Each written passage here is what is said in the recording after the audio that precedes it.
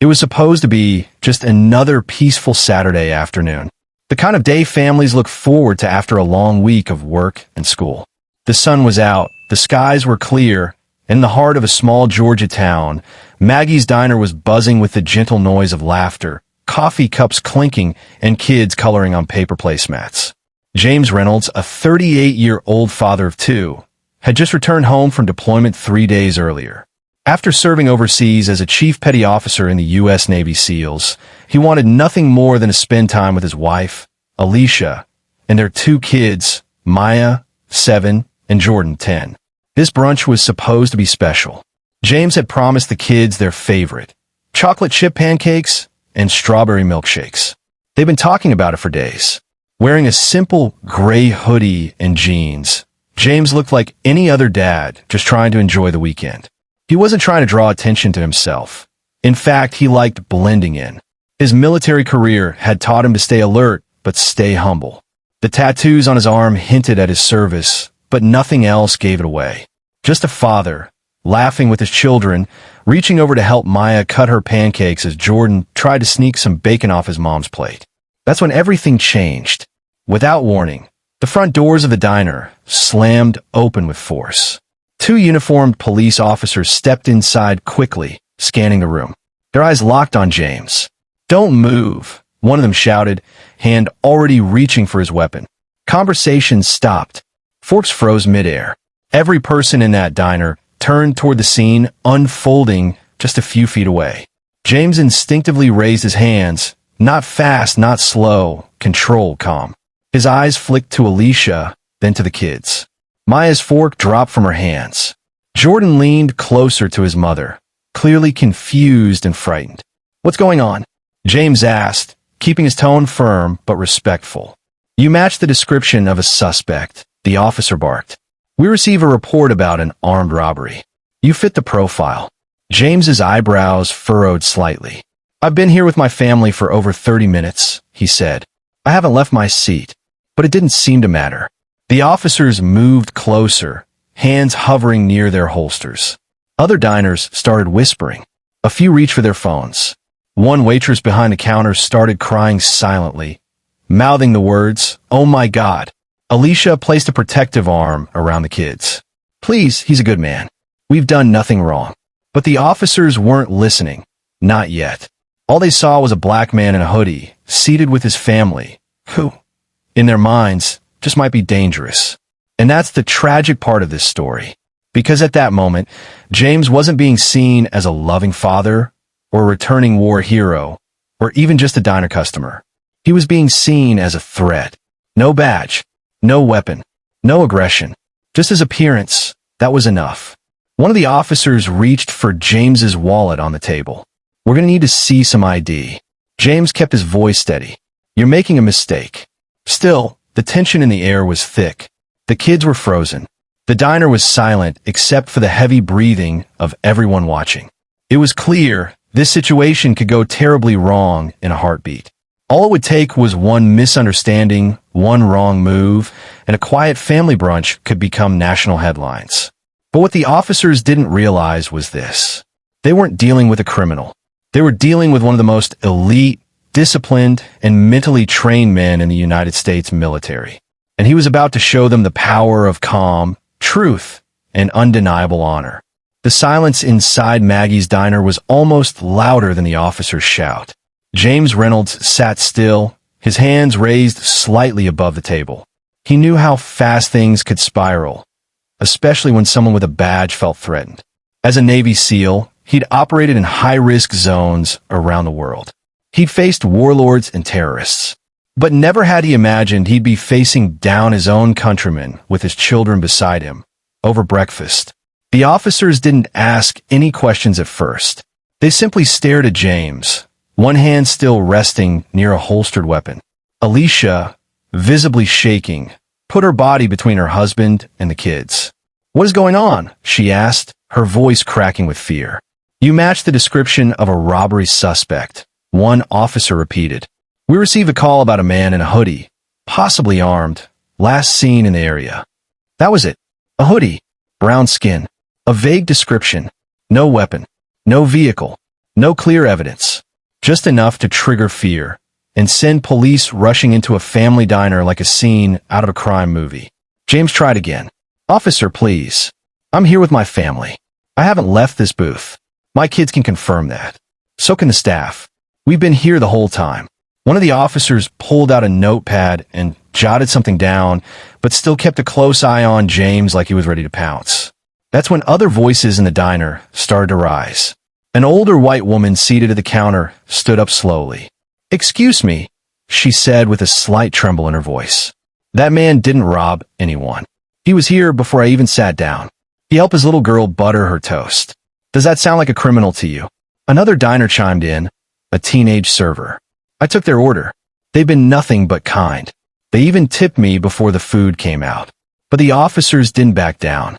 It was as if their pride, or their training, wouldn't let them admit they might be wrong. James could see it clearly. The suspicion in their eyes had nothing to do with his behavior and everything to do with his appearance. Alicia spoke again, this time more firmly. You need to be careful. You're scaring our kids. They've never seen their father like this, treated like a threat just for sitting here.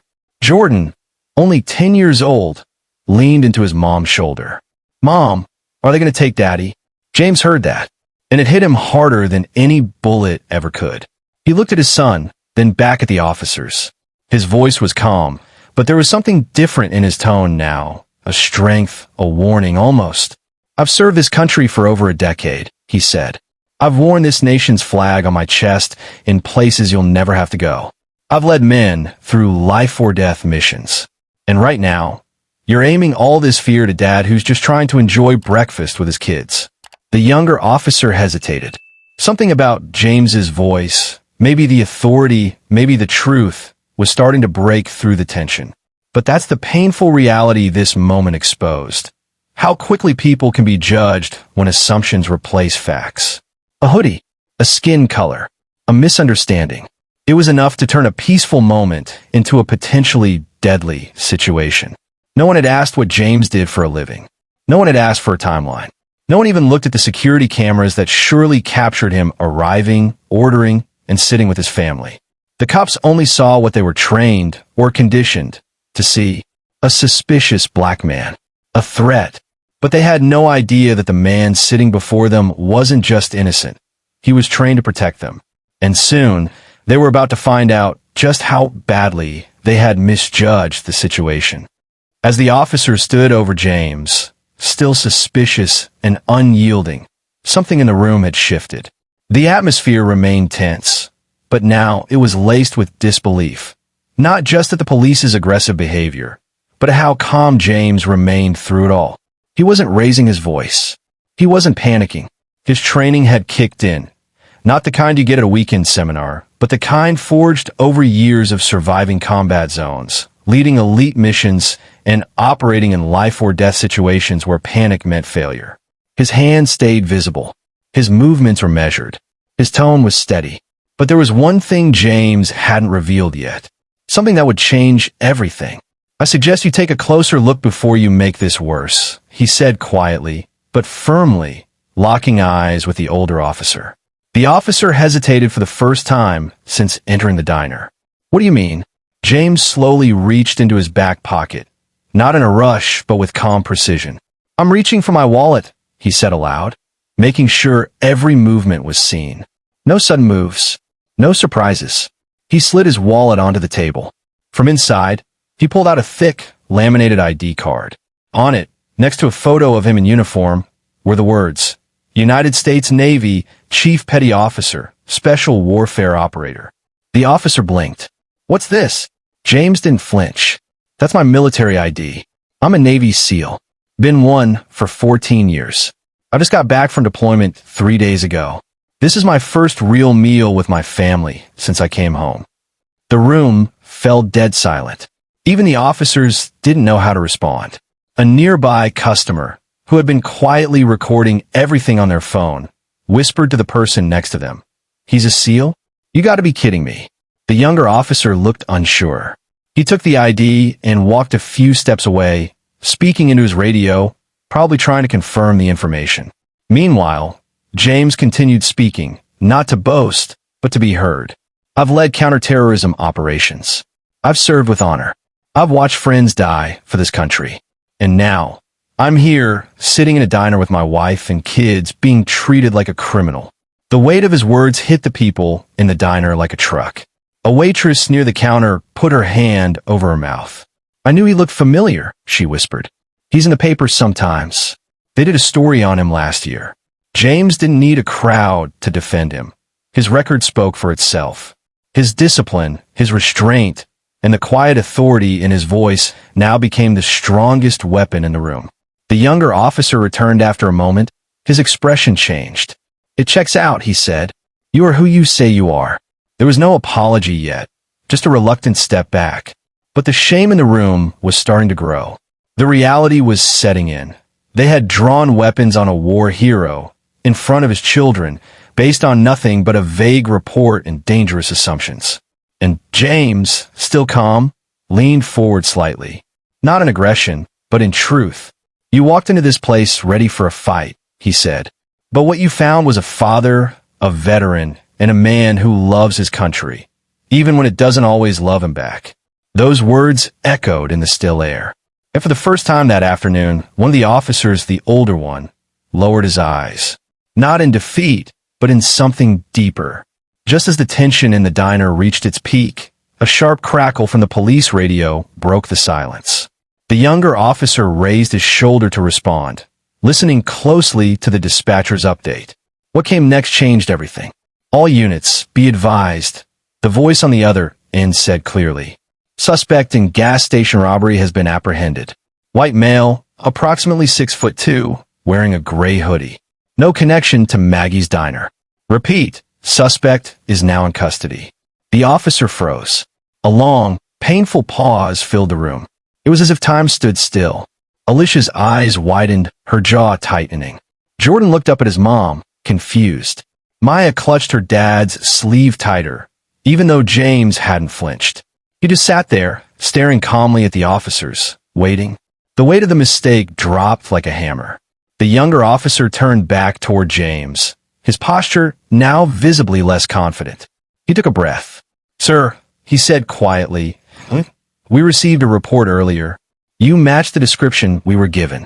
It appears that was incorrect. He tried to keep his tone neutral, but his eyes showed what his words didn't. Guilt. The older officer removed his hand from his belt and nodded. We apologize for the misunderstanding. But misunderstanding didn't quite cover it. James's expression didn't change much. His training had taught him how to stay calm, even when the world was falling apart. But Alicia wasn't staying quiet anymore. A misunderstanding, she said, her voice sharp but steady. You pointed weapons at my husband. You scared our children. You made him prove he was a patriot, just so you could back down. That's not a misunderstanding. That's profiling. That's trauma. She was right. Everyone in that diner knew it. The same people who had witnessed the incident from the start now watched as the truth and the consequences began to settle. Several patrons shook their heads. One woman near the door crossed her arms and said, loud enough for all to hear, you wouldn't have done this if he was white. No one argued. The waitress, clearly emotional, walked over to the family's table. Mr. Reynolds, she said softly, I'm so sorry you had to go through this. You and your family don't deserve that. Not here. Not anywhere. James finally spoke again, his tone still composed. It's not about me getting an apology, he said. It's about making sure no other family, no other child has to sit through this kind of fear for no reason. One of the bystanders who had been recording the whole situation whispered, this needs to be seen. People need to understand this happens even to the best of us. And it did get seen. The video was uploaded that night. It spread across social media like wildfire, gaining millions of views in hours. The title was simple, Navy SEAL misidentified at diner. Police draw guns in front of his kids. Outrage poured in from across the country. The local police department released a statement within 24 hours. They confirmed that James Reynolds had no involvement with the robbery. They acknowledged the mishandling of the situation and issued a public apology. The two officers involved were placed on administrative leave pending an internal investigation. But for James, it wasn't about punishment. He didn't want to see the officers fired. He wanted to see them learn. I've dealt with enemies overseas, he later told a news crew. But what hurts the most is being treated like one here at home. The real damage wasn't just about public humiliation or mistaken identity. It was the lesson it taught two innocent kids, that even heroes can be judged unfairly. That love for country doesn't always mean protection from it. Still, James remained steady. Not because it didn't hurt, but because his strength, like all real heroes, came from protecting others. And his fight wasn't over. In the days that followed, the video taken inside Maggie's diner continued to spread. It was reposted by news outlets, civil rights advocates, military pages, and even parenting blogs. People from all walks of life shared the clip, not because it was shocking, but because it was painfully familiar. The footage showed everything. The officers entering the diner, their aggressive stance, the terrified children, and finally, James Reynolds calmly presenting his Navy SEAL identification. No yelling, no threats, just a composed, black father showing the world how dignity and discipline can shine even under pressure. Comment sections filled with outrage, but also admiration. This man has more control than most of us ever could. What kind of country treats its heroes like this? That kid asking, "Are they going to take daddy?" broke me. The story reached local and national media.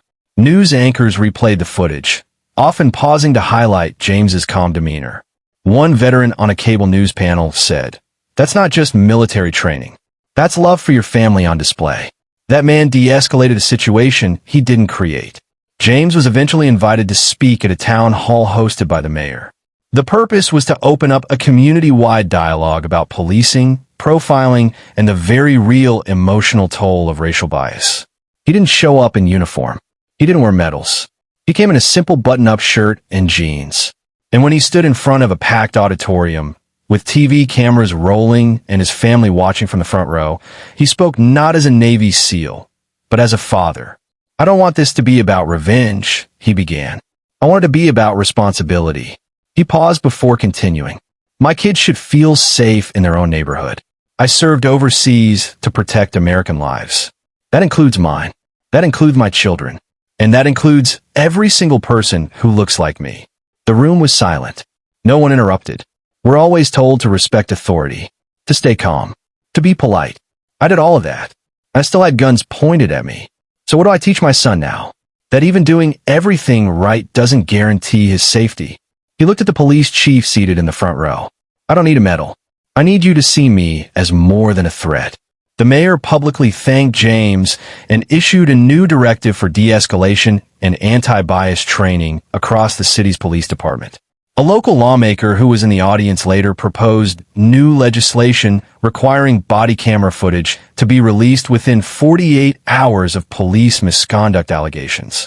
The diner itself hung a framed photo of James and his family near the entrance, not for sympathy, but as a reminder. Still, the most powerful part of this story didn't happen in front of cameras or at press conferences.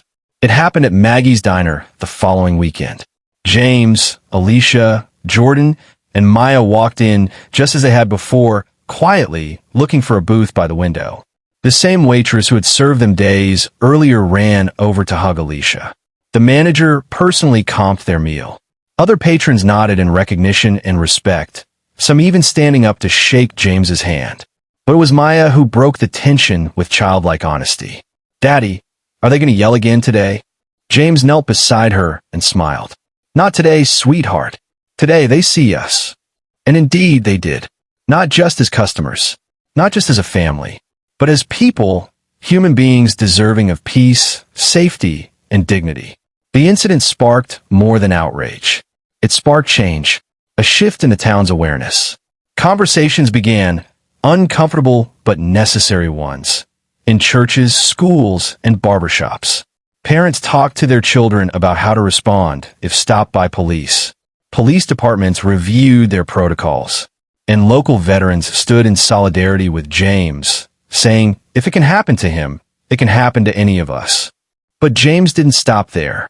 He began speaking at high schools, sharing his story not as a victim, but as an example of strength under pressure. "You don't always get to control what people assume about you," he told students. but you can control how you respond. Never let someone else's fear define your worth. His message was simple, but unforgettable. Honor isn't about medals. It's about how you carry yourself, especially when others won't. In the end, James didn't just protect his family that day. He protected a town from falling deeper into ignorance. He protected future fathers, future children, and even those officers by forcing a mirror in front of them and offering a second chance to do better. And that's what true strength looks like. Outro for your YouTube video. If this story made you think, even for a moment, don't forget to like, comment, and share. Stories like this matter, and more people hear them, the closer we get to understanding, change, and justice. Subscribe for more real-life stories that open hearts and open eyes. Until next time, stay aware, stay kind, and stay human.